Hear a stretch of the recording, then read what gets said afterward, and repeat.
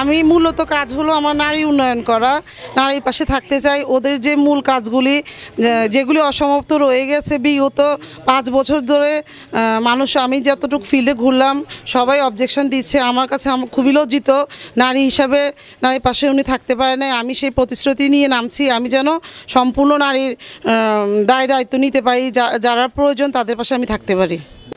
বর্তমান বৃদ্ধ ভাতা, তারপর শিশু ভাতা, তারপর বিধবা ভাতা, মশার উপদ্রব, এগুলি আমি মূলত দেখতেছি।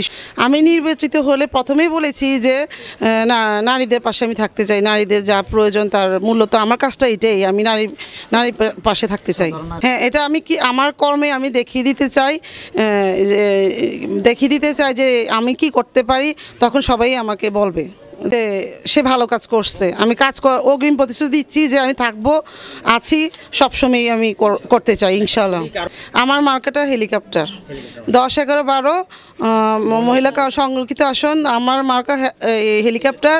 এবং সবার কাছে দোয়া প্রার্থী আমি, সবাই আমাকে ভোট দিয়ে জয়ী করবেন। আমি সবার পাশে থাকতে চাই ইনশাআল্লাহ। আমি সুষ্ঠু নির্বাচন হলে ইনশাআল্লাহ আমি জয় মালা পরবই।